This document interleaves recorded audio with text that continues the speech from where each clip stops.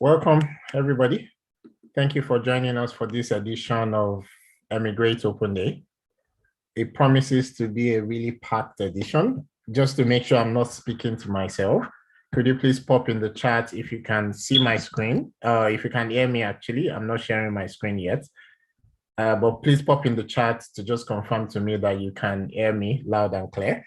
Today, we will be speaking about how to become a UK-based startup founder. The UK has made a bunch of pathways available to people, particularly people in technology, for them to come, bring their innovation, bring their ideas, bring their skill to their economy, live in their economy with their family, and build, work, play, everything in the UK. Today, we'll be speaking also around the difference between the UK startup visa and the UK student visa.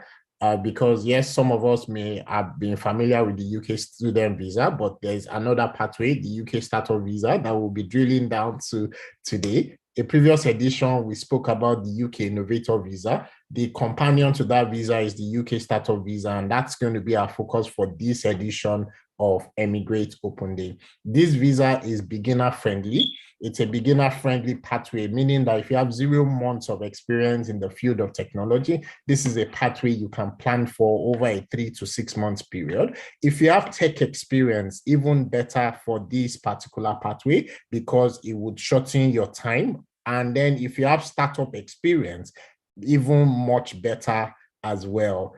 This visa pathway is the one where you can work full-time. From your day one of getting into the UK, you can work in a full-time role as long as you are spending considerable time building your startup as well. So the UK recognizes that startups can be a bit volatile. You may not make money from day one, and you may need to earn some income for living and so on. So you can work full-time in the UK from day one. This session today, is going to be packed with a lot of information. We'll be speaking and sharing. We would have time for question and answers. You'll be able to pop your questions into the chat. We'll be spending about 1 hour, 30 minutes in this session today. And this session is packed full of gifts of information. You will hear real life experience from people that have gone through this specific pathway before. You'll hear real life experience from people in eMigr8 community. You will hear how eMigr8 also will help this specific journey, because the key thing we would like to say is that we are here to help. We operate a freemium model, meaning we do a lot of things for free. And then, of course, yes, we do charge a premium for some other things as well. But we are always here to help. And you will hear about a lot of information today. But something you need to realize is this opportunity is available today. There's no guarantee that the opportunity will be available tomorrow. There's no guarantee that the opportunity will be available much later as well. So it's best for you to take action. It's best for you to take action on whatever it is you are interested in as quickly as is available, because many of these pathways, their requirements change often. Sometimes the requirements change for the better, but sometimes the requirements change in a way where it's not, well, I wouldn't say for the worst, but the requirement changes against some people. An example is the UK Global Talent Visa, where the requirements today is still the same, but the assessors have become a bit more strict in terms of applying that requirement to each individual's profile. And those kinds of things will happen with every different pathway, because the different countries of the world are trying to figure out how they can bring the best of the best into their economy. During this session today, we'll also speak about how you can move to the UK in 3 to 6 months, even as a beginner. eMigr8 has a package around moving to the UK within 3 to 6 months, which is focused on the UK startup visa and also the UK innovator visa. And so as you would see, this edition is packed with a lot of information. Our guest today is also in the room, willing to share his own experience, and also willing to guide our community today. And so the theme for this edition is around build for a global market from the UK as a startup founder, or we'll also say becoming a UK-based startup founder.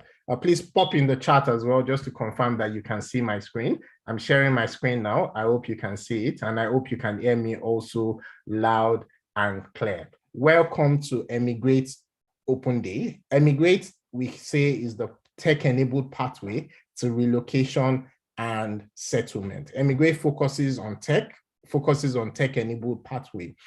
Today, we will start this session today by focusing on just talking about eMigr8 generally, who we are, what we do at eMigr8, what we are seeking to achieve, why we do what we do.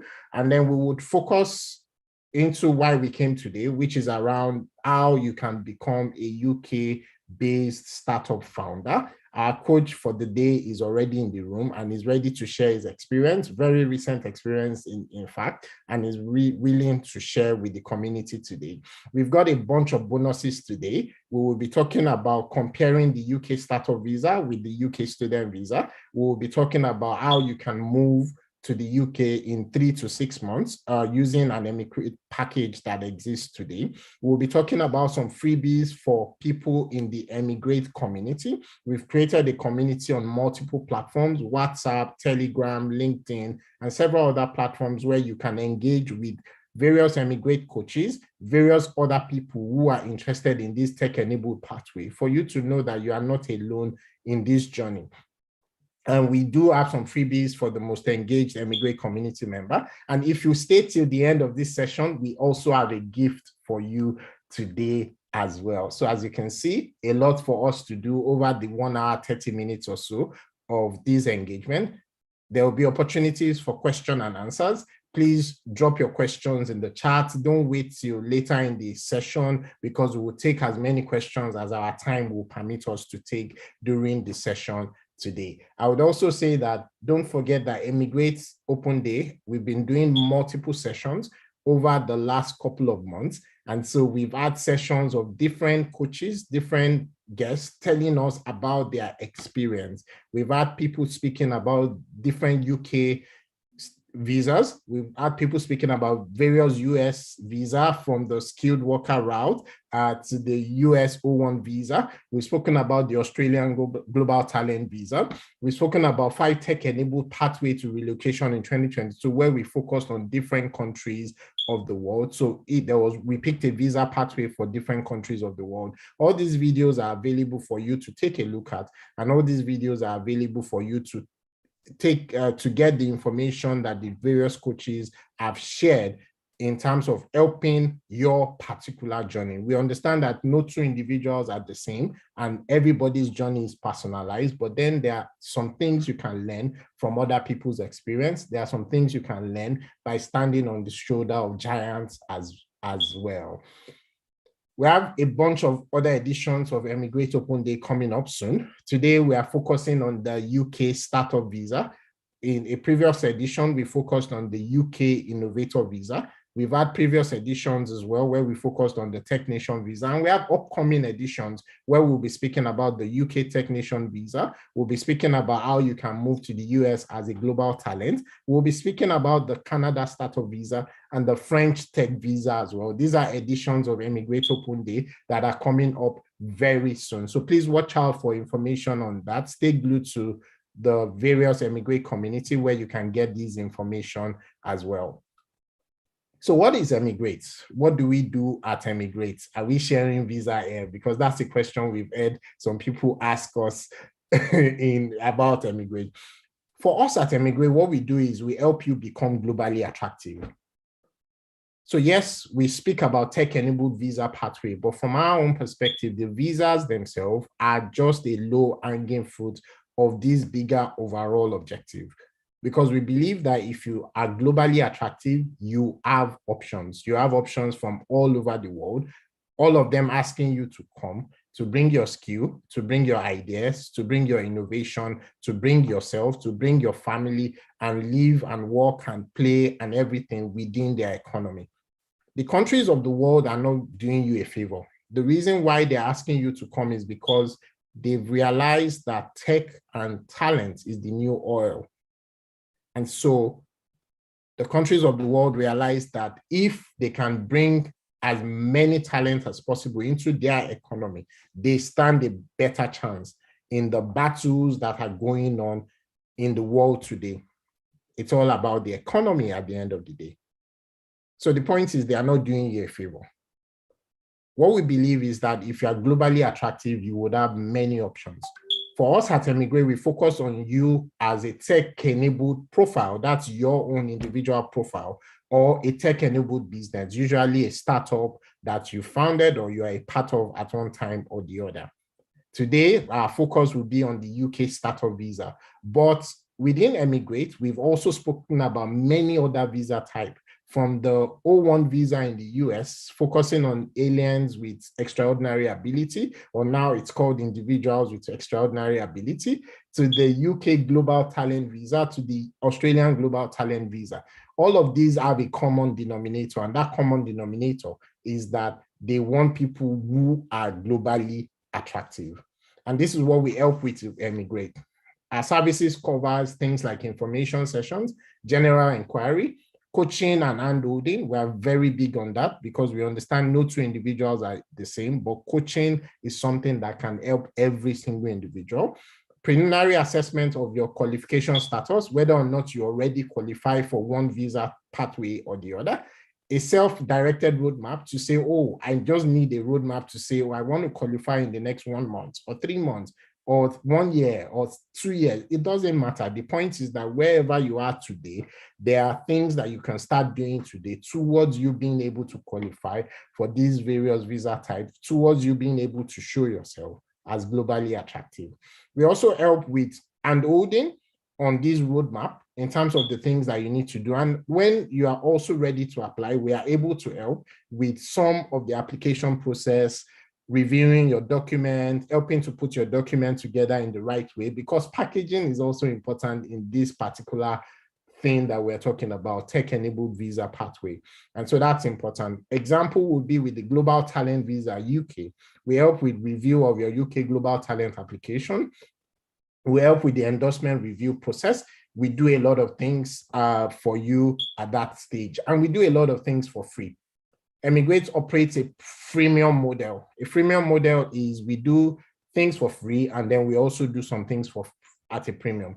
On the free side, we speak a lot. We give a lot of information, and information is not free, right? But we give a lot of information, a lot around inspiration. We do the eMigr8 community. We also focus on running the eMigr8 Open Day, which brings different people who different countries of the world have said, oh, this person is globally attractive. Let them come and do their thing in my country, right? We bring them for them to share their own experience, to share some ideas, to share some information with our community. We have introductory videos. We also have the eMigr8 Open Consultation. We have different office hours, because many of our eMigr8 coaches, some of them are also technician visa ambassador, for example. We do short inquiry sessions as well.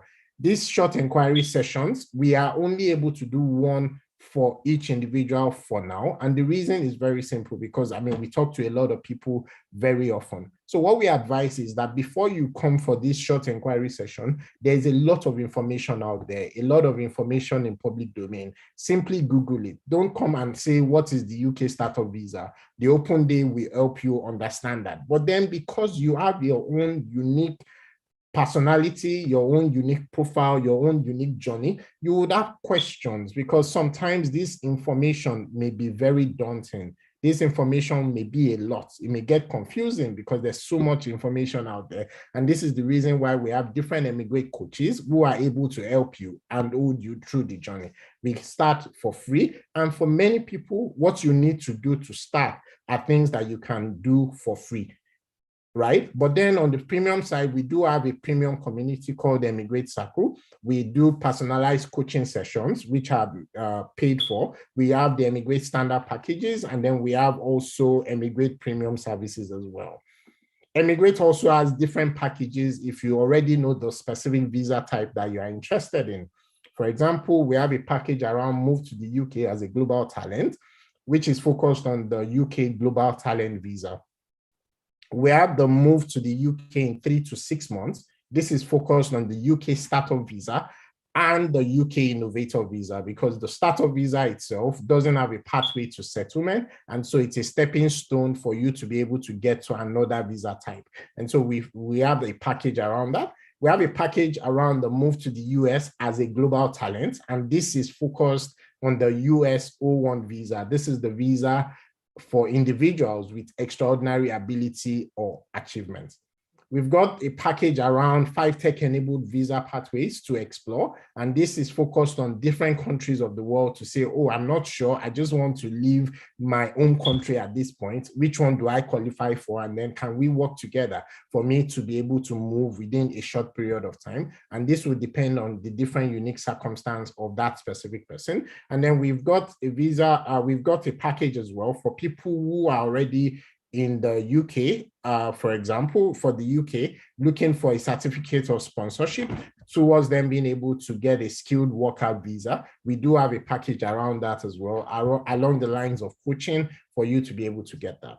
With eMigr8 community, we have eMigr8 community on WhatsApp. We've got it on Telegram, on Facebook, on LinkedIn, on YouTube, and we encourage you to engage with us. Ask questions, write comment, like, share, invite your friends. And I will be talking later about some things we have for members of our community, eMigr8 community. eMigr8 is incubated by Bincom Dev Center, and Bincom Dev Center has a bunch of other services. One of those services is the Bincom Global Tech Program. The Bincom Global Tech Program helps you to learn skills, gain experience, and gain exposure in the field of technology. This program is suitable for you if you're a beginner with 0 years of experience in the field of technology, but it's also suitable for you if you're at intermediate level and you realize that, oh, I need the right combination of experience and exposure for me to show myself as globally attractive. The Bincom Global Tech Program is available for you. We've got the Labs by Bincom. We've got the Bincom mentoring platform, and the mentoring platform is for people who are highly experienced already in the field of technology. You will understand that one of the ways you can show yourself as globally attractive is by mentoring other people, by judging other people's work, by showing other people the way. Many countries of the world recognize mentoring, particularly if you're on a structured mentoring platform, as a way of recognizing you as a global talent. Bincom has such a platform, and we are always in need of mentors because we have many people in our community that are also trying to grow in the field of tech. And so if you're interested, please fill the form, and then we'll be able to liaise with you in how you can start mentoring our community and our ecosystem. We've got Labs by Bincom, and Labs by Bincom helps you to build a product-led digital technology company with a team of people. It's a 3 to 6 months program, and you get to build a startup from scratch with a team of 3 to 10 people who are also interested in doing this. It is a way for you to get practical learning experience. It's a way for you to improve your career and a way for you to improve your portfolio also as a techie. We've got the Headhunter service, and this is tech employment and recruitment services for individuals. What this does in the UK, it's only available in the UK for now, is that it helps you to land your next role faster, particularly roles that are able to give you certificate of sponsorship in the UK. You are able to build relevant experience in your target country because this is important for you to be able to achieve that objective, and also connection with technical recruiters and several other things, including coaching and handholding needed for you to be able to achieve that objective. The Headhunter service is able to help with this. The lowest common denominator, as I mentioned earlier, is that you need to be globally attractive, because if you are globally attractive, you will have options. The options, some of the options that you would have, and these are some of the tech-enabled visas and route to relocation that are available today. You can take a screenshot of this slide. You can go and Google them. The bunch of them. This is not an exhaustive list. This is just to show you that these things exist today. For eMigr8, we focus on things that have a pathway to settlement, whether a direct pathway to settlement or this is a stepping stone and then you can get a pathway to settlement. We focus on things where even beginners can start planning. So you don't say, oh, I don't yet qualify, so nothing for me to do. There's something that you need to do so that you can qualify next month. or next week, or next 2 months, or next 3 months, or next 6 months, or next 1 year, or next 2 years. It doesn't matter how long it is. The point is that know the things you should be doing now so that you will qualify as well as these other people who are coaches that are already sharing the experience of them being able to go through this pathway as well. And so today, our focus will be on becoming a UK-based startup founder. Much later in today's edition, I will be sharing with you some information around our eMigr8 move to the UK in 3 to 6 months. Much later in the edition, we would have time for question and answers. We will soon be going now to our coach for today's session. We'll be sharing a lot of information with us around his own journey, his experience on this specific visa pathway. And then when we come back, we'll also be talking about some of the things you should know about the visa pathway. And then we'll open up for question and answer. After the question and answer, as I mentioned, we've got a couple of gifts available today. A gift of information that is available if you're able to wait till the end. We will be spending about 1 hour, 30 minutes in total in this session. And we do know that it's packed with a lot of information. So that being said, I will now hand over to our coach for today's edition, who is going to be taking us into the next session. Is going to be speaking about his own journey of becoming a UK startup founder. Over to you, Alim Bidmus. Good evening, everyone. Good evening. We can hear you loud and clear. Okay, my name is Alim Bidmus, and I'm the founder of MedVendor. It's a UK-based startup. It's a UK-based health tech startup. And I came in through the startup visa to the United Kingdom. So currently I'm in Birmingham, and this is the city where I'm building my startup. So MedVendor Hub started as a health tech startup from Lagos, Nigeria. So what we do is we build health tech products, mainly hospital management information system, and also we build health tech product that focuses on that diagnosis healthcare conditions. And that's what, and I've been running this startup for over 5 years in Lagos before I decided to come to the UK to start up on the startup visa to the United Kingdom. So that's like a basic introduction about my startup and about me. So that's it. So, what else do I need to talk about? Okay, so about the UK startup visa, it's mainly for individuals to come to the UK to establish a business in the United Kingdom for the first time. So one of the requirements of the UK startup visa is it's a new business. Like you shouldn't have incorporated a business in the United Kingdom for it to qualify. That's one of the requirements of the UK startup visa. So it allows the individuals to come and start a business in the United Kingdom. And there are basically 3 requirements, like the requirements for that business. And what is needed is just a business idea. It doesn't require that you have the funds to start the business. What it requires is the business idea. And your business idea must be innovative, meaning that your business idea has to be something new. Like it has to be new to the UK market. And even if it's not new, it has to be like an improvement of an existing business in the United Kingdom. Like that should be like an improvement or like a development based on what's already in the market. Also, it has to be viable. And for a business idea to be viable, it means that you have the skills, or probably you are developing the skills to run the business. That means that you are able to show that you are capable of running that business based on your skills. And also it has to be scalable, meaning that it has the potential for growth. So those are the 3 main criteria that your business idea must meet to qualify. So the UK startup visa, it used to be called the tier one visa, before I think it started around 2019, I think. Yeah. And we've got the UK startup visa and we've got the innovator visa. The startup visa does not have a path to settlement, meaning that it's a 2-year it's a 2-year visa. It allows you to come to the UK to work. You can work full-time and also run your business. So there's no time restrictions on the number of hours you can work, but you have to put considerable amount of time also in running your startup. So what's the process like? So there are business development organizations in the UK, or basically endorsing bodies. They are the one that vets your business idea or your business plan. Upon doing that, once they can determine that your business idea, your business plan meets the requirements of the Home Office, then they will issue what is called an endorsement letter.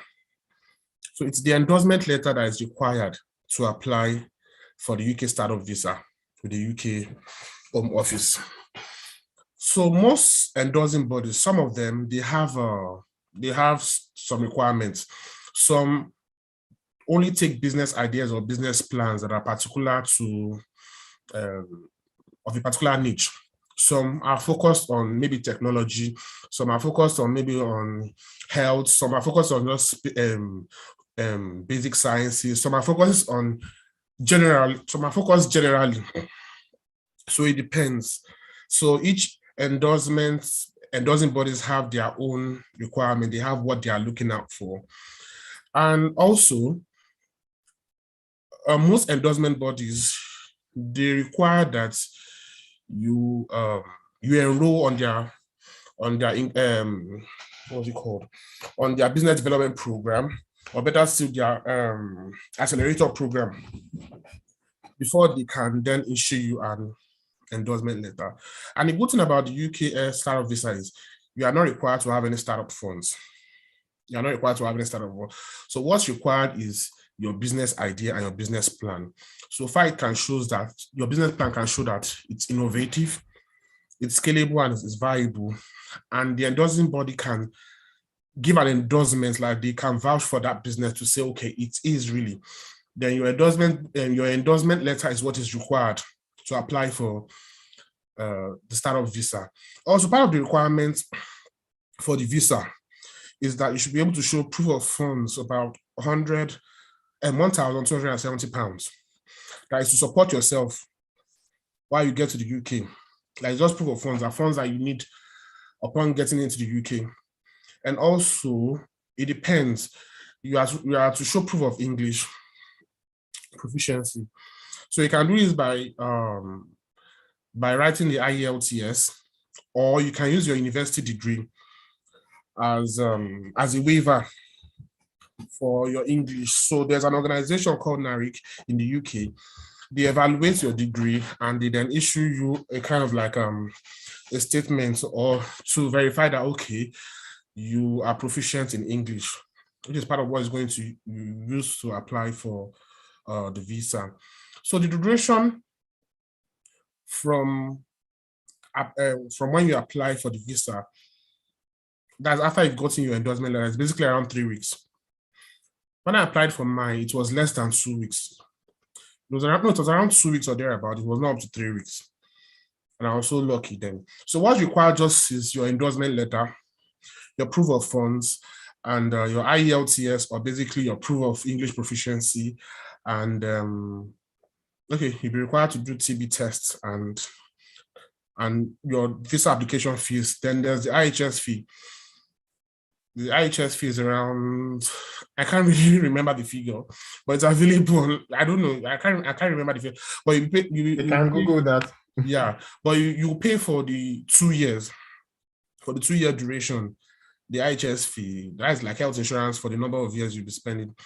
So as I mentioned earlier, the UK startup visa is not a path to settlement, but there's the option to switch to an innovator visa. The innovator visa are for like people with existing business, or people who are skilled in running a business, but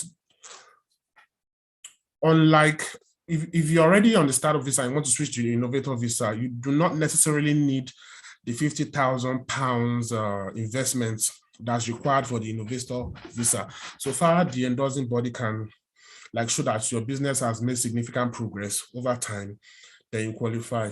Though the innovator visa does not allow you to work full time, you are supposed to just focus on your business. It doesn't allow you to work compared to the startup visa, but the startup visa allows you to work full time while running your business. So the startup visa, you can also switch to different visa categories. You can switch to the skilled worker visa. You can switch to other visas, provided you qualify for that visa category. Provided you qualify for that visa category. So that's basically what it requires to get a UK startup visa. Fantastic. Thank you so much for that. Just before we jump to the next section, then we'll come back to question and answer. I wanted you to talk about two key things. First one is just if you could just share a bit more around your business idea and what your company does. I know you started in Nigeria, we've done some work together and all of that. And then speaking about what you are now focused on in the UK around the company, so the audience can get an idea of the type of companies that the UK is looking forward to have in their economy. Okay. You remember I mentioned earlier that one of the requirements of the UK startup visa is it has to be innovative, and my startup from Lagos has always been around building healthcare products. So before I actually applied for the UK startup, I have actually been developing a healthcare product which actually diagnoses eye care diseases, which diagnoses eye disorders, and I've been on that. Then when the UK startup visa came, and I was just like, okay, it's just perfect for it because it's innovative. I did my research and I noticed that, okay, this business idea is not in existence in the UK at all. Though there's been some organizations, but they are still around research about it. And I've tested my product. I've done some clinical trials. I've done pilot testing, and I was so confident of what my health tech product could do. So it was just like, in fact, the endorsement body was just, they were wowed actually at my business idea, because it didn't even take time at all before they just jumped at it like, okay, we really want to work with you. And I was surprised. So it was a quick one. So for you to have a greater chance, it means you have to be globally attractive.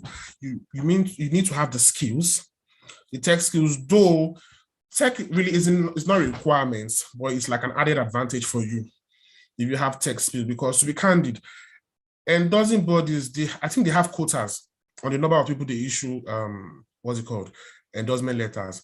And to have a greater chance, it means your business idea has to be like spot on. And to be able to achieve that, tech definitely would give you that edge. And that's what gave me that edge. So my business idea was on an AI product that could actually screen eye images for eye disorder was what really got me an endorsement for me to be able to apply for the UK startup visa. Fantastic. And then one more before we then go to the next section. I'll say to the audience again, if you have questions, please drop them in the chat. We would not have room for our open consultation session today. So any questions that you have, please drop them in the chat. I wanted you to speak a bit around, and we're coming to that during the question and answer as well, but I wanted you to speak a bit around endorsing bodies. I know that you needed to speak with a few of the endorsing bodies and all of that. We don't need to mention names and all of that, but what was your experience like around speaking with some of the endorsing bodies and all of that? I know they were wild with the ideas, but what are some thoughts around that engagement? Okay. I sense most endorsement bodies, their routine, the way they operate, most of them, not saying all of them, most of them, the way they operate is, it requires that probably you send them a pitch deck. They look at your pitch deck. If they are okay with the pitch deck, like, then they will now they will send you an email telling you that, okay, we really like your business idea and we want to work with you. If not, they will tell you, no, we can't work with you. Go and improve on your business and probably come back and then we'll work with you. So I applied to a couple of endorsement bodies and some rejected, okay, one of them told me that they can only accept this business on an innovator visa. That's what they told me. They said it's too they said it's too big for startup. They can only take it for innovator. And I must have 50,000 pounds. And I told them I don't have that. I don't have that big money. I don't have that big money. A couple of them made known their interest to work with me, but I actually went for the cheapest one in terms of what it costs to be enrolled for their business development program. So most endorsement bodies, they have their fees and they have their payment plans. So I actually went for the cheapest and the one that has a flexible payment plan. And that's what I went for. And that's what I went for. In fact, I was surprised because I was able to negotiate. I didn't know I could negotiate. I just put it to them that, okay, what if I paid this and I paid the remaining like this? And I was surprised at their response, like, okay, we can do that. We can allow you pay so amount of money. When you come to the UK, then you can pay the remaining probably monthly and the likes. And I was so surprised. And that's how I got it. Thank you so much. I will say to the audience again, if you have questions, please drop them in the chat. We'll be, Alim Bidmus will be answering some of your questions, and then eMigr8 coaches will also be answering some of your questions as well.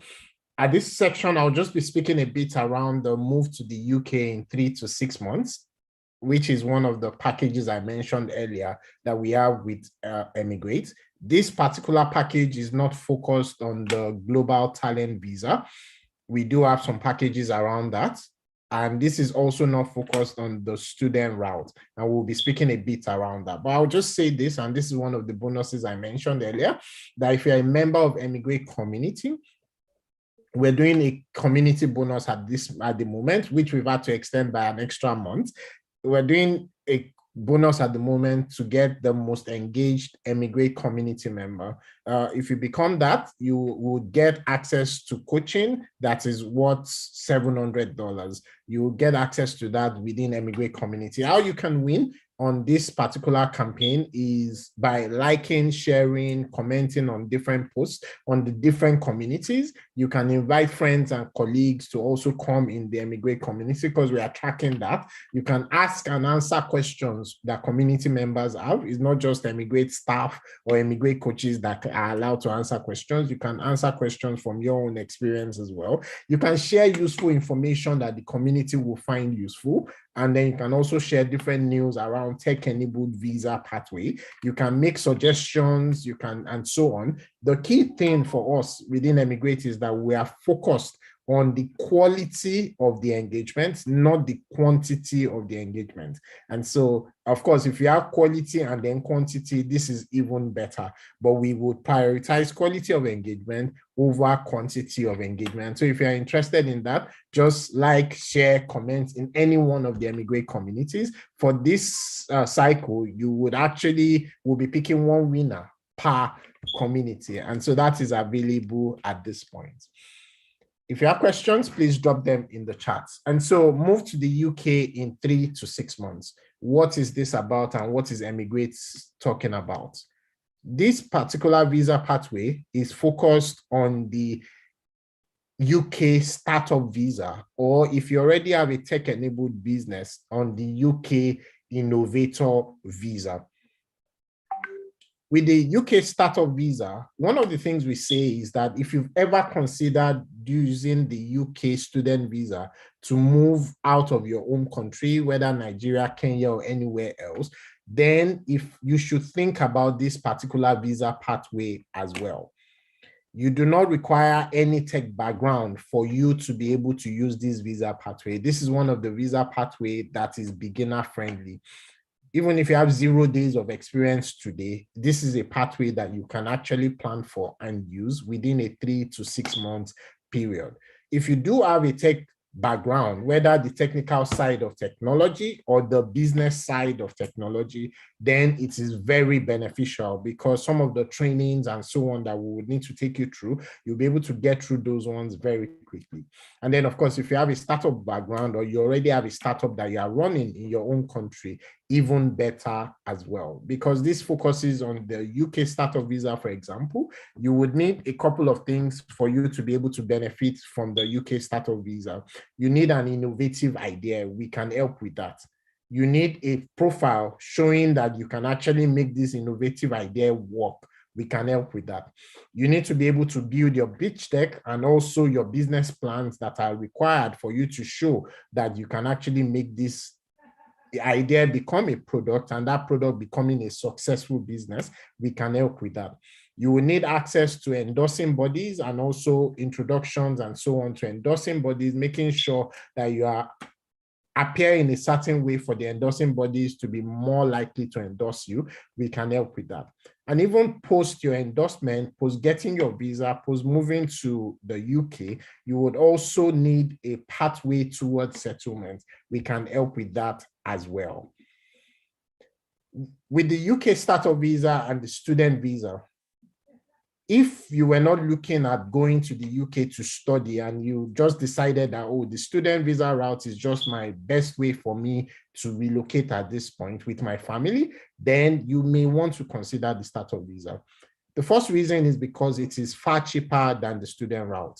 It's cheaper than any masters that you can, even the cheapest masters in the UK, it is cheaper for you to use this route at this point. The difference is, however, that with the student route, you get 3 years in total. And when I say 3 years, I mean you start with your 1 year student visa, and then you are able to get 2 years post-study visa. The startup visa is 2 years, but that 2 years can also not be renewed. The student visa, post-study work visa can also not be renewed. However, with the student visa, you would start in the UK with a limited number of hours that you can work. With the startup visa, you can work full-time from day one of you moving to the UK. The only thing is that in addition to you working full-time, you also need to be building your startup. The UK recognizes that you need to earn money while you're building your startup. You need to earn money while you're getting your startup ready for investment and so on. Whether you're on the UK startup visa or you're on the student visa, you would be looking for a pathway to settlement. The reason is because the two visa pathways do not have a direct pathway to settlement. So it means that you would need to start thinking about which one of these would I use for my pathway to settlement. But the point is, in that category, it's the same thing. With the student visa or the startup visa, you can move with your family, and your family can work. So your spouse can actually work as well. So it's the same thing from the student visa and the startup visa. And so this is our point. Our point is that if you are in tech, if you are interested in building a startup, if you've even thought about, oh, maybe this is a business idea that could work and so on, then you may want to consider this pathway to say, oh, let me consider this pathway, not the popular student route that everybody is going towards. It gets better because aside from the startup visa route, there's also the innovator visa route. We are not focusing on the innovator visa in this particular session of eMigr8 Open Day, but if you are interested in that, we do have an eMigr8 Open Day where we focus on the innovator visa. The video for that session is available, but with the innovator visa, you can also do a couple of things. The innovator visa has a pathway directly to settlement, and the innovator visa does not allow you to work except in your own business. And so this is just a comparison for you to see that, oh, this is something you may want to consider. In terms of the UK startup visa, and this information is available in public domain, you will need an endorsing body that will endorse you and your idea. So they're endorsing your business idea, but the truth is they're also looking at you to say, are you the right profile to be able to build this startup and for you to be able to get this business idea to a point where it would become something that would be big in popular parlance, to the point where your startup will blow. The idea itself has to be new idea in terms of the fact that you can't have registered a business in the UK before. So you can't say you are joining a business that was already running. You would not qualify for the startup visa. So meaning that you have to create a new business, a new idea at that point. You don't have to register the business for you to apply for the startup visa. It needs to be innovative and it needs to be viable. The visa allows you to stay in the UK for 2 years. And then within that time, you are able to switch to a different visa type. Something I say to eMigr8 community is that it is actually easier for you to switch to a skilled worker visa in the UK if you're already in the UK. I'm not saying it's impossible to get that directly from your own country, but I'm just saying that it is easier if you're already in the UK. This particular visa type cannot be extended. So it means that within that 2 years, you are doing a couple of things. Number one is you are earning income because you can work full time. Number two is that you are building your startup, because you can't just abandon your startup because the visa was actually given to you for you to build your startup. And number three, if you're interested in staying in the UK, is that you are also working towards a pathway to settlement at that point. To say, I'm going to switch visa to one of 3 options. If you wait till the end, we'll talk about 3 options that you can use at that point. A second visa that we focus on for the move in 3 to 6 months is the UK Innovator Visa. And now this is viable for people who already have an existing business, or if you are able to build quickly a business to a point where it's also new, it's innovative, and it's viable, but then you would need some sort of investment, £50,000, or show that you have access to that investment, in addition to a number of other things as well. As I mentioned, we are not focusing on the innovator visa, even though it is part of this package that I'm talking about today. A couple of questions that we get asked is that how can eMigr8 help? And as I mentioned earlier, everything that you need, from the education, the training, the coaching, the handholding that you need for this entire end-to-end pathway, we can help with that within eMigr8. You will still do work. You will still need to dedicate time to building all of this, but eMigr8 has access to and has coaches that can help you through this process. Somebody would ask that, oh, is this guaranteed? Or are you guaranteeing me a visa? Unfortunately, we cannot guarantee you a visa because we are not the Home Office. We don't know your background. We don't know many things. However, we can show examples of people that we've worked with. We can show examples of people that we've advised, that we've coached, that have gone through this pathway and are currently building their startup in the UK. Somebody will ask to say, oh, I'm a beginner, I know nothing about startup. Can I use this route? And the answer is yes, because even as a beginner with 0 years of experience, the things that you need to be able to start building a tech-enabled startup, you can learn. And we can train, we can coach you on those things. Somebody will say, I don't even have any idea at all. We can help with that as well, even though we require our founders to be passionate about whatever idea they pick, because you'll be working on that idea for about 2 years of your life. And so we require you to be passionate about this, but we can also help with that as long as you are interested in building that startup and interested in building that idea to become a startup of its own that may become very successful in the future. Somebody will ask to say, oh, what if my startup fails? The UK recognizes that 9 out of every 10 startups fail. I will say that again, 9 out of every 10 startup fails, and they recognize that. In fact, that's the reason why this visa was split into startup visa and innovator visa. because with the startup visa, you don't have to have a thriving business. But by the time you are moving to the innovator visa, you need to have raised the investment. And by the time you are getting out of the innovator visa to ILR, they expect that your startup is very successful. And there are things that you need to show at that point. But where it matters to you is the fact that even if your startup fails, you are able to use that 2 years to find a pathway to settlement and also switch visa type, as long as you work on your startup at that point. And so I would say again, how we can help. Finding an endorsing body to endorse your idea, we can help with that. Starting with building that idea into a company with the business plan, with the pitch deck, we can help with that. Building and growing your innovation and adding value to the UK economy, we can help with that. Finding a pathway to settlement, we can help with that. Very important to say is that you will commit time to building yourself and you have to commit time to building your startup. So this is not a case of, oh, I'm interested and then I'll go to sleep and then do nothing about it. So it's important that you understand that there's work to be done. If you're interested, you can contact any of these numbers on WhatsApp, and then we can give you more information about this particular pathway. So we're going back to question and answer now, and I'm just going to bring on stage another one of our coaches in eMigr8, who is going to be taking the question and answer session at this point. Moody, we'll need your camera on for us to be able to spotlight you. So while Moody is coming on.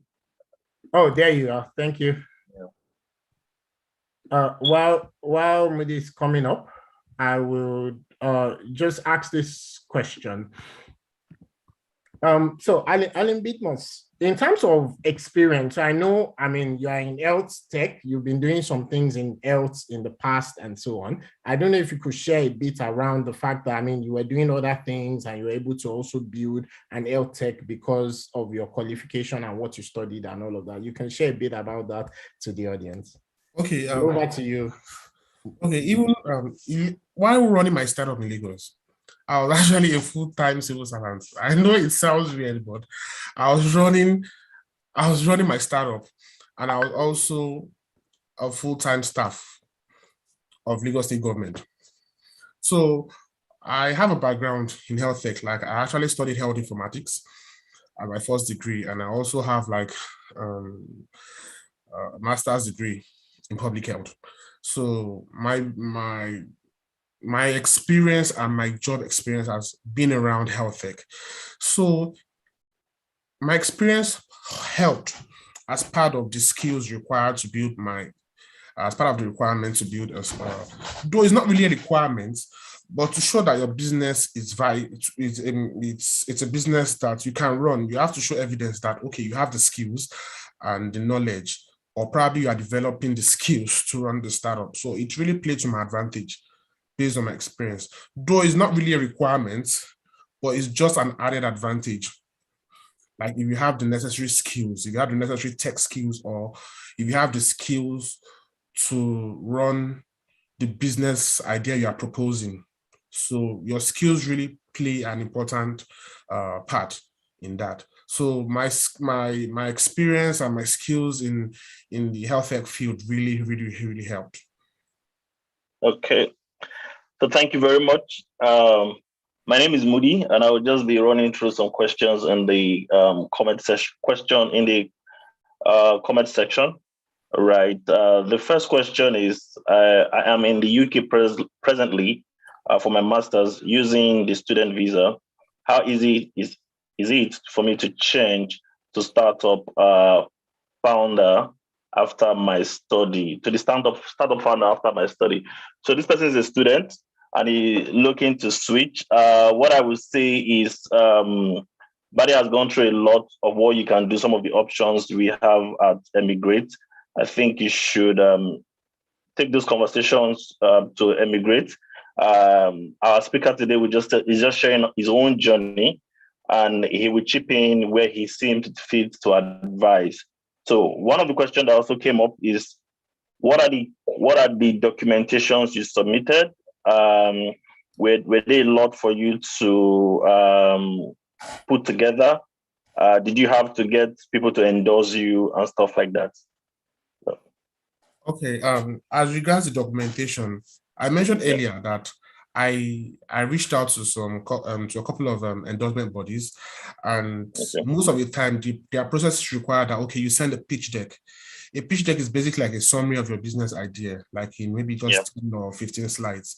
Yeah, it's just like a summary, just for them to have a picture of what your business idea looks like. So if they are interested in it, then they'll ask you to send a comprehensive business plan that shows like, okay, your financial forecast for 5 years, and basically like gives an in-depth analysis of what your business plan is. So the business plan, your pitch deck, your business plan is a part of the documentation that's required. Then, so once your business is endorsed, the endorsement letter will be issued to you, which is what you're going to use for your visa application at the home office. Okay.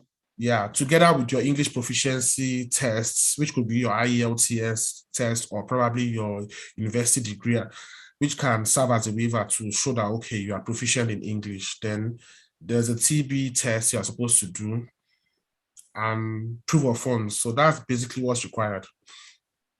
Okay. Yes. All right. Thank you. Thank you very much.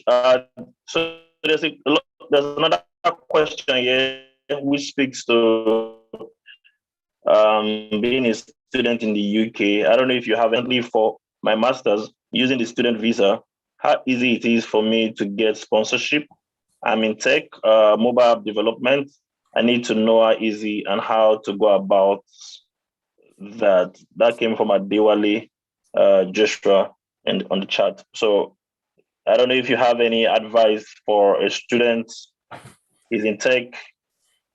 He wants to know how easy it is to get sponsorship for him to switch to. No, he said the skilled visa. That's what he said. I mean, for the skilled visa. Okay. Adewale, you have to pay attention to Badi's presentation. He shared a lot on that. Also, for some of us in the UK already, can we use startup visa? Yes, you can use startup visa. I have ideas in tech and can propose to the UK government. Yes, you can use startup visa. It's open to both people in the UK and people in the diaspora, people in Nigeria, Ghana, Kenya, and the likes. Does it mean that my business idea must be around tech? Okay, to answer that question, okay. Yeah.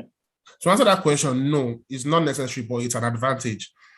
It gives you an edge, yes. As I mentioned earlier, I said there are some endorsement bodies that focuses on, most endorsement bodies, they focus on business around tech.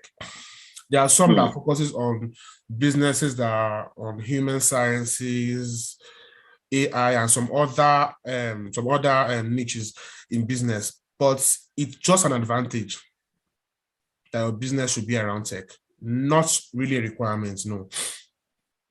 Okay. Raji, yeah, your business must not be around tech, but there must, if I would advise, I would say have a bit of tech around, leverage a bit on tech, just as an added advantage. And we have a question from Uche. For someone already in tech in the UK, does eMigr8 have consultancy service to say technician? Yes. Uche, eMigr8 has consultancy services irrespective of your location. If you're already in the UK, yes, you can reach out. I think Badi dropped the contact on the chat already. So you can reach out and get that consultancy slots. Another question. We've answered this. Your business must not be around tech. Ayomide is saying, what if my software products can only work for a target audience in Nigeria or Africa? Can I still apply? The UK startup visa is actually for the UK market. So, so for your business idea, you actually have to do a bit of research around the UK market, and I'm sure that's what Bincom can assist you with. Yeah. It's best your business has to be around, it's for the UK market. We are not doing a business in Nigeria. You are doing it for the UK. So it has to be around the UK market. And I'm sure Beacom can help you with that. Yes. Beacom has consultancy for that, and we can help you for that with that. It has to be a product or a business that can serve people in the UK. Your target market or audience should primarily be in the UK. You can have ideas of expansions, but it should be domiciled in the UK. Another question here, someone is saying, UK endorsing body, do they ask for equity? Did they ask you for equity when they endorsed you? No, they don't. Just like I mentioned, what's required is your business idea. You are not required for any investment. You're not required for. You are not. They don't require any equity or anything. In fact, it's not necessary that you already have a startup. Okay. It was an advantage for me because I already have a startup, but it's not necessary you have a startup. What's required is the business idea that you can show that it's viable, scalable, and innovative. That's what's required. They don't require startup funds. They don't require equity. No, they don't. Okay. Thank you for clarifying that. Johnson Lawa is asking, how long did the entire process take to move to the UK, and how is it like running a startup in the UK as an immigrant? The first part is, how long did it take you? The process from start to finish, can you remember? Yeah, around 4 to 4, 5, 6 months. Yeah. Okay. Around 5 to 6 months. Yeah, yeah. Okay. Okay. So what was it like running a startup in the UK as an immigrant? Any difference from running it in Lagos? Not necessarily. You have opportunities to meet investors. You have opportunity to accelerator programs and all of that. It's not really different. Though, as I mentioned in the requirement, it states that you shouldn't have a business incorporated in the UK as part of the requirement. Yeah, and that's the requirement. But it's just like there's really no difference. It's not really. You just work on your business plan as it's stated in your business plan, what you intend to achieve over the period of that 2 years of running your startup. So that's basically it. Okay, thank you for that. There's a question from Moses Harry. I don't think let me just ask the question. So please, can you give a cost range for the startup visa? Moses, there are a lot of dependencies on your question, so you need to book in a slot with eMigr8 to be able to unpack that. It has to depend on what you are going for and what startup you are pitching. But to ask the question in a different way, you said you had to submit a financial projection, right? Did that projection have to show? Did you have to show profitability in 2 years in your financial projection? Yeah, my financial projection was for 5 years actually, not for 2 years. Okay. Because they are looking at, okay, if you are running a business, they're like, okay, for your business to be scalable, like, okay, if your business is scalable, then from startup, you should be able to progress to the innovator visa. So it's a 5-year financial forecast that's required. So it will show what you're actually looking at to make as profits in year 1, year 2, year 3, year 4, year 5. Also, it also show like a roadmap of what you intend to do for each year. Okay, in year 1, this is what I intend to achieve. Year 2, this is what I intend to achieve. Year 3, and all of that. And also, the cost implication of staffing, getting an office, and all of that. So that's basically what the financial projection. So it's inclusive. It's included in the business plan. Yeah. Okay. All right. Thank you very much for that. Uche is asking, how do we subscribe to eMigr8 support? Is there a link? Yes, there's a link on the chat. Beacom.net//eMigr8. That is the website you need to go to. But the link is on the chat with phone numbers that can connect you. Please, what is this? The next question is from Lasisi and is asking, what is the cost for the startup visa? Is there any particular fee you had to pay that is mandatory that you can remember for the visa? And you pay your visa application fees, you pay your IHS fees, and also you're required to show proof of funds of about 1,270 pounds. Yeah, as proof of funds. You are not paying that; it's actually your money, but you're actually just Okay. showing it as proof of funds. That okay, this is to sustain you while you get a job and build your startup. Yeah, at least on landing to the UK, at least Okay. to get you something like to support yourself. Yeah, while you get into the UK. So, thank you. All right, Lasisi, I hope you have a fair idea of the cost there. So the WhatsApp number has been dropped on the channel for those asking for the WhatsApp number. Okay. So we've run through the questions on the chat. I would like to ask another question in terms of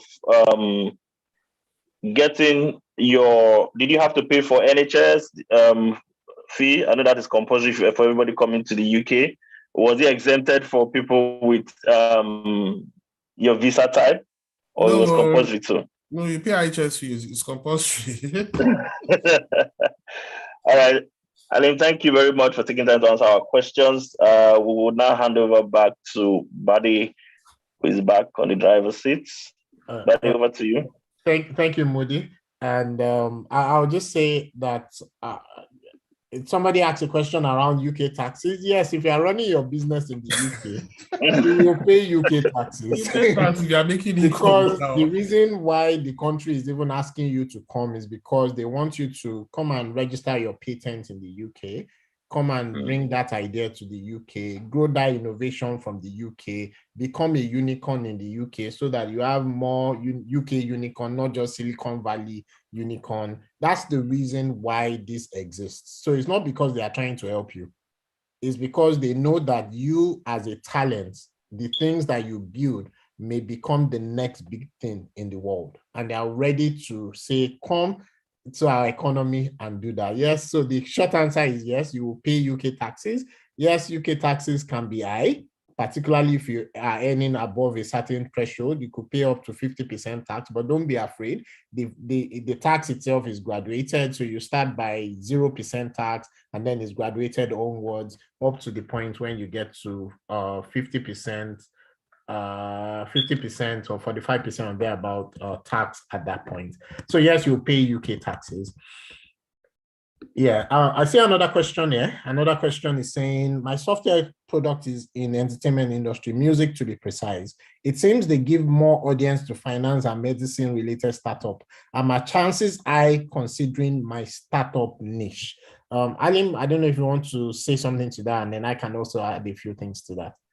If you can show that your music product is innovative, if you can prove that it's innovative, scalable, and viable, why not? And most of the times, for a product to be innovative, I'm not saying all of the time, most of the time, for a product to be innovative, if you just if tech is involved, then it gives you that edge.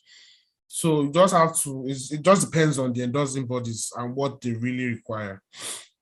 Yes, and there are some endorsing bodies that focus on specific niche, right? So that's probably what you're talking about, and that is true. Yes, the UK has a national agenda to become the fintech capital of the world, but that doesn't mean that they don't want other types of startup. The key thing is your idea or your business must be innovative, it must be scalable, and it must be viable. So if you are doing a music product, hope it's not like you are doing a copycat of Spotify, because obviously for you to be able to beat Spotify in the market where they are the dominant factor, then you need to have probably a niche to say I'm chopping away at a part that they are not focused on. Or it could be that, oh, I'm looking at a different thing that nobody is even thinking about, and so on. So it's important that you are not just trying to clone Spotify.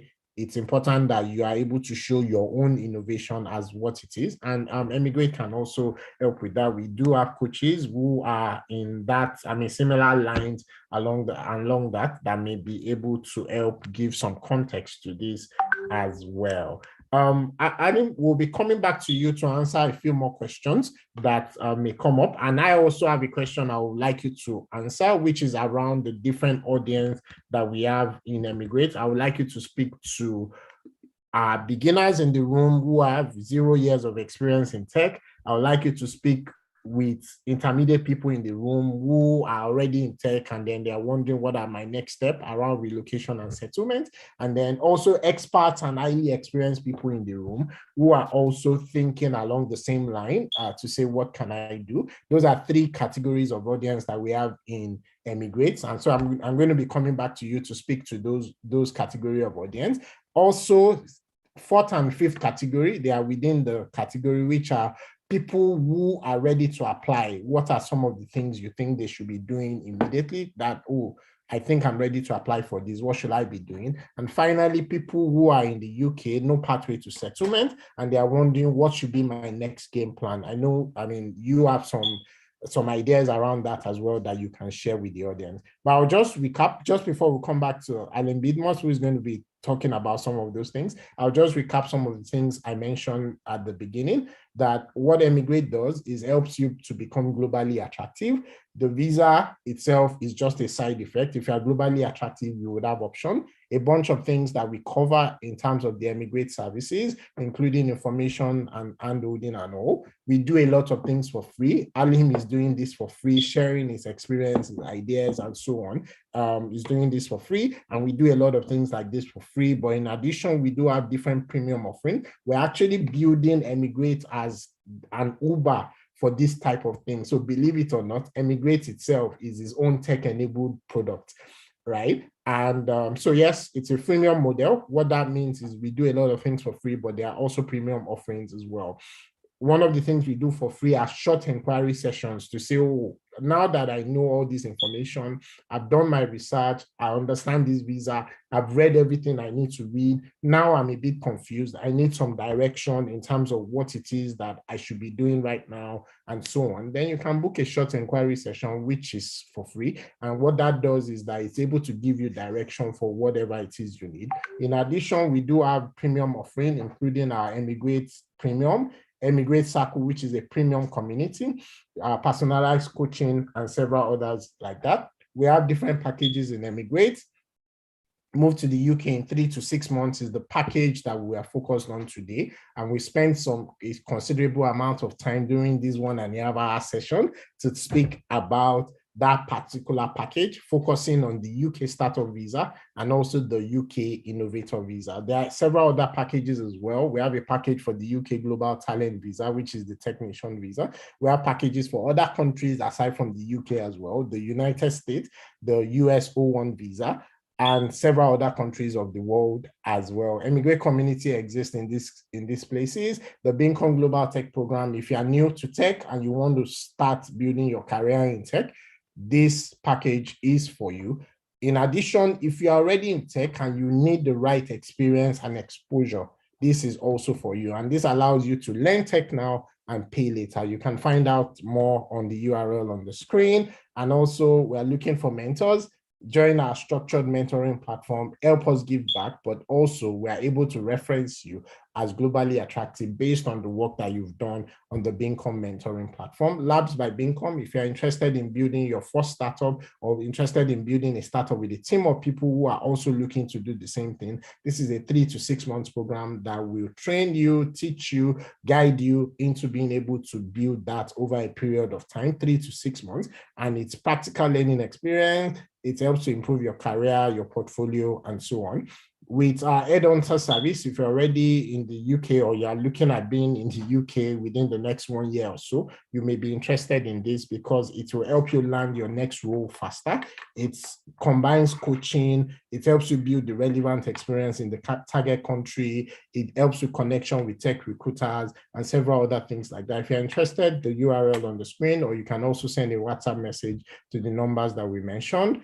And like I mentioned, the common denominator for all of these visa type is that be globally attractive. I also spoke about the community bonus that we have at the moment for people who are in the eMigr8 community and are engaging with eMigr8. You can get coaching sessions that is worth up to $700 on the platform just because you are engaging and helping other people as well find their pathway towards relocation and settlement. There was a question around if the eMigr8 fee covers endorsing body and all. You can ask more questions on that, but yes, the initial fee and everything covers eMigr8 fee, and also you need a budget of between £5,000 to £10,000 for this particular package, which is the move to the UK in 3 to 6 months that we've spoken about. There was also a question about if your startup needs to be based in the UK, preferably.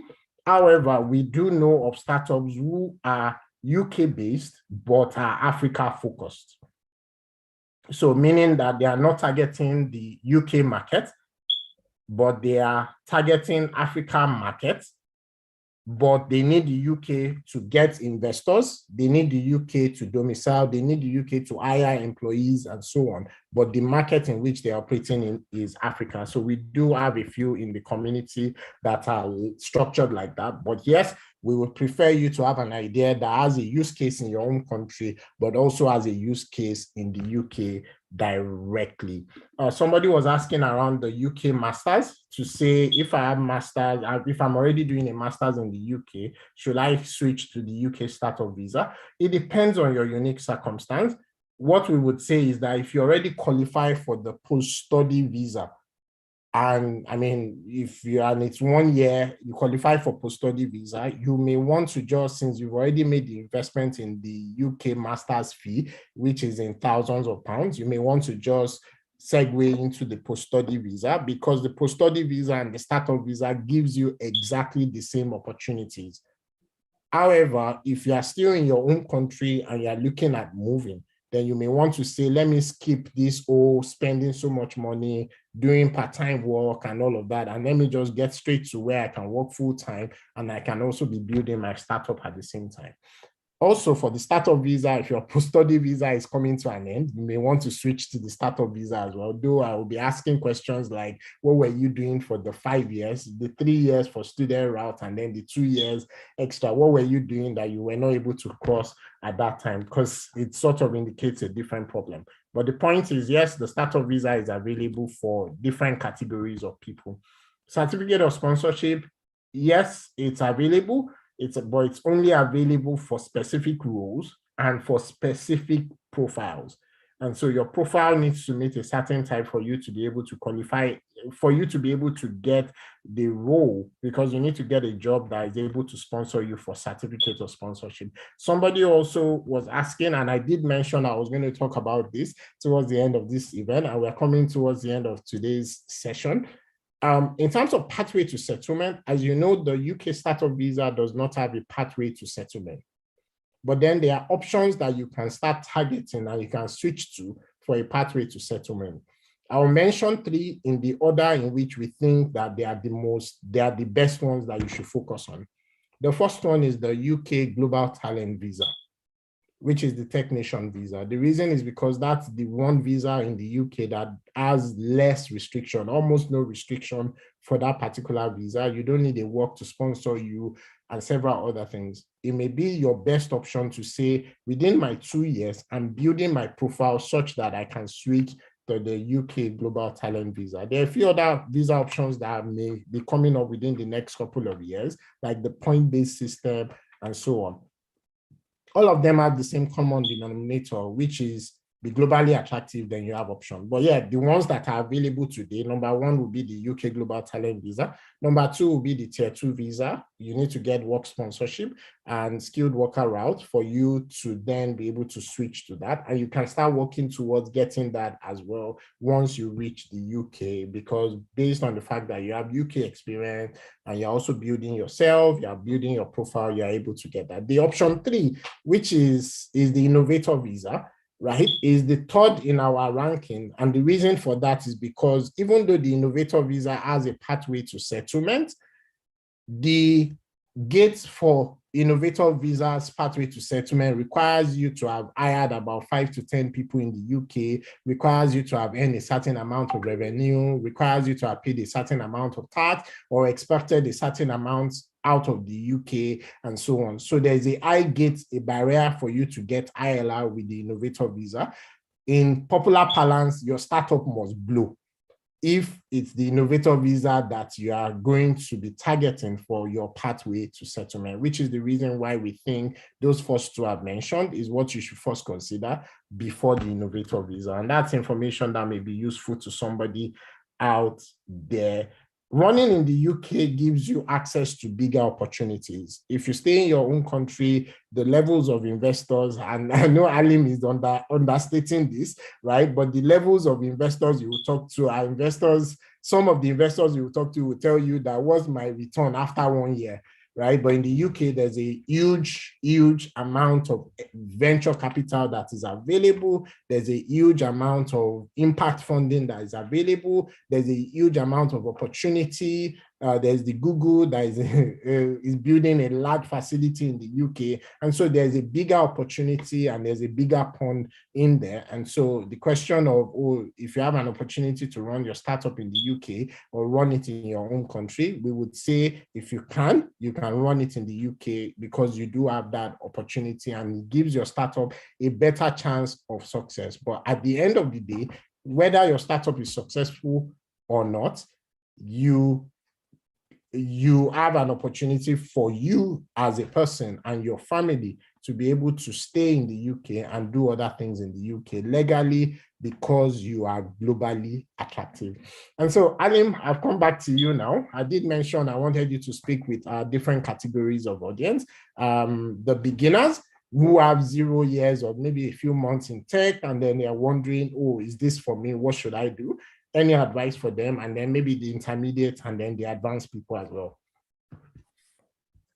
Okay, for beginners, I probably I'm just giving my opinion. For beginners, I probably advise that you just get some film experience in like some few months experience in tech before you actually go on this venture. It's not a requirement, as I stated earlier, but it gives you an edge, it gives you an advantage. As I mentioned earlier that I think most endorsement bodies, they are given a quota on the number of endorsement they issues in a year. And for you to stand a better chance, your business idea has to like show that you have skills to run a business. And having that skills is necessary for you to earn your endorsement. So that's what so if you are for beginners, I advise that you can subscribe to any of the incomes packages that will give you the skills and what's required for you to be globally attractive onto any of its visa packages like Global Talent, Startup Visa, and every other ones they've got. That's what I advise for beginners. And for intermediaries, you can apply. If you think you've got the skills and if you think you've got the technical skills, if you've got the business skills as well, and you can show that your business idea is innovative, is scalable and viable, you can apply. You can go through this visa route. It's the best option for you. I already have some experience in tech already, so I'm not like a genius. So I'm not saying I have all the know, but I have like some intermediate skills in tech. And that's what really gave me an edge. So if you think you have same, I'm sure Bincome's packages will get you basically what you want. Yeah, for the experience, yeah. If it depends on what you need, so it depends on what you actually hope to achieve. So the Startup Visa 2 can also give you that. Also, provided that you have the skills and you can also show that your business idea is innovative, scalable, and viable. So that's what I can advise on concerning that. Yeah. Thank you so much. And I'm coming to the other two audience. I would also say for the highly experienced people that you may also be able to focus on running as an innovator, particularly if you've built up some level of savings, you have relationship that can show the investment that is needed and so on. But those are options that are available to you and they are available today. I don't know if you want to speak to people who are ready to apply, I think you've spoken to them. So let's just skip to those looking for a pathway to settlement. I don't know if you have some advice. I know you are also in that category, but if you have some advice that you can share in terms of a game plan for them. Yeah. Coming on the start of visa, I already know that it's not a path to settlement, and I've already like made some plans available. So I'm looking at the option of switching to a skilled worker visa or the global talent visa.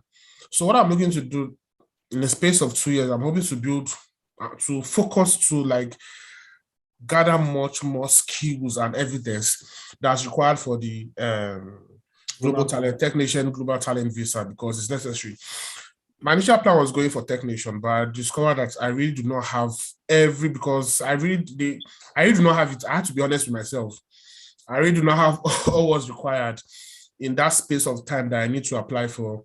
So I just thought that it's best I just give it some more time. That way I'll be able to build my profile to fit for the global talent visa. And that's how I came in through the startup visa. So just like I said, I'm looking at the global talent visa, technician global talent visa as an option, or the skilled worker visa as an option too, probably through a sponsorship. Yeah. So those are the two options I'm looking at. Fantastic. To Fantastic. Thank you so much for that. We'll be taking final words from 3 people. We'll start with Moody, who is one of the coaches that was on for today.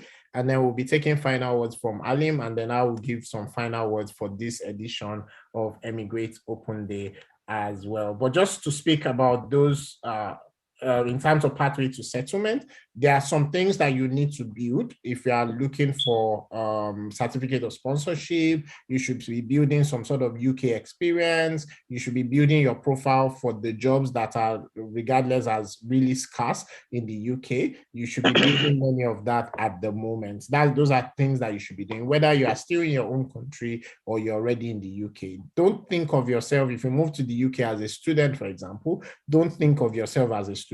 Think of yourself as someone that has the X number of years of experience that you already had before you moved to the UK, if you're already in the UK. And these are some of the things we coach on within eMigr8's platform. Moody, final words from you. Yeah, thank you. Thank you, everyone. Thank you, Alim, for sharing your story. Really inspiring. And my final word for everyone is don't just hear these things and go back to normal. Kindly take action, take action, take action. Yeah, that's my final word. Thank you for that, Moody. And then Alim? Yeah, I was going to say exactly what Moody just said now. You don't sleep on it. It's all these rules and regulations, all these criteria, they change by the day. So it's best to just act on the information you have now and act on it. Don't sleep on it. It's best to just do it and just work on it and just do it immediately instead of postponing. Before you know it, the rules might just change and you'll be left out. So it's best to just start. So that was exactly my own final words to that I noted down to say. So I'm going to change to something else at this point. One of them is, let me just say it as well, is that these things are available today. We can't guarantee they will be available tomorrow, but because they are available today, take action today if this is what you are interested in, particularly because your family can move with you on this specific visa type.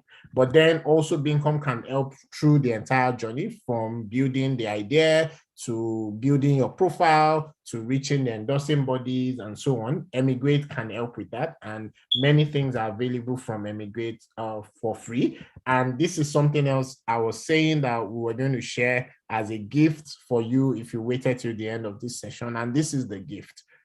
eMigr8's short inquiry session, we only make available 1 short inquiry session per individual within eMigr8. But because you were able to wait till the end of this session of eMigr8 Open Day, we've extended it for you to get up to 2 short inquiry sessions for free within eMigr8. What that means is that you can do a short inquiry session immediately, and then after a bit of time, if you are still building and you get a bit confused and you need a bit of guidance, one of the coaches are going to be happy to do a second short inquiry session at no cost to you.